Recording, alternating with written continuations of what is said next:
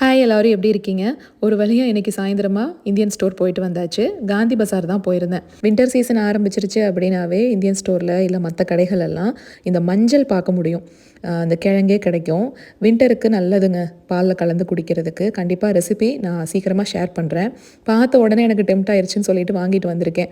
ஏற்கனவே வாரத்தில் 3 நாள் ஓடிருச்சு. அதனால லிஸ்ட்டெல்லாம் நான் போட்டுட்டு வரல. போவோம், எது ஃப்ரெஷ்ஷாக இருக்குது, எது நல்லா இருக்கோ அதை மட்டும் வாங்கிட்டு வந்துடலாம் அப்படின்ட்டு தான் வந்தேன்.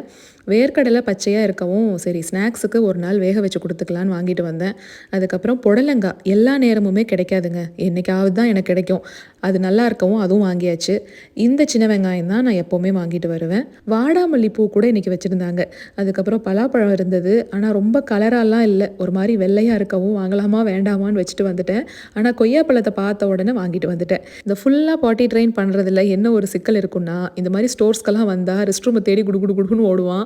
என்னதான் டைப்பர் போட்டு கூட்டிகிட்டு வந்தாலும் அதை யூஸ் பண்ண மாட்டான். அவங்க அப்பா தான் சொல்லுவார், ரெண்டுமே பசங்களாக போனதுனால இந்த இதுக்கெல்லாம் நான் போக வேண்டியதாக இருக்குல்ல, நீ எப்படியோ எஸ்கேப் ஆயிடுற அப்படிம்பாரு.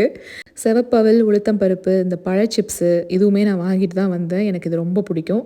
அதுக்கப்புறம் பிராமின்ஸ் பிராண்டில் இந்த மல்டிகிரெயின் புட்டு பொடி வாங்கிட்டு வந்திருக்கேங்க. கண்டிப்பாக செய்யும்போது ரெசிபி ஷேர் பண்ணுறேன். ஷாஜீரா, கருப்பு ஏலக்காய் இது ரெண்டுமே இந்த சன்னா மசாலா பவுடர் அரைக்கிறதுக்காக வாங்கிட்டு வந்திருக்கேன்.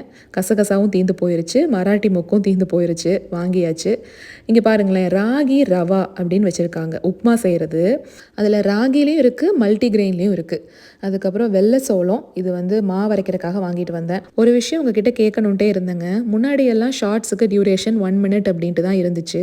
ஆனால் எப்போவோ பார்த்தீங்கன்னா 3 மினிட்ஸ் வரைக்கும் எக்ஸ்டெண்ட் பண்ணியிருந்தாங்க. எனக்கு கொஞ்ச நாள் டைம் எடுத்துச்சு. ஏன்னா நிறைய பேருக்கு அந்த ரீச் வந்து போகாது அப்படின்ட்டு தான் நான் 1 மினிட்டே ஃபாலோ பண்ணிகிட்டு இருந்தேன். இப்போது 3 மினிட்ஸ் வரைக்கும் இருக்குங்கிறனால அதை எக்ஸ்டெண்ட் பண்ணியிருக்கேன். இது உங்களுக்கு ஓகேவா, இல்லைனா 1 மினிட்டே வேணுமா அப்படின்ட்டு சொல்லுங்கள்.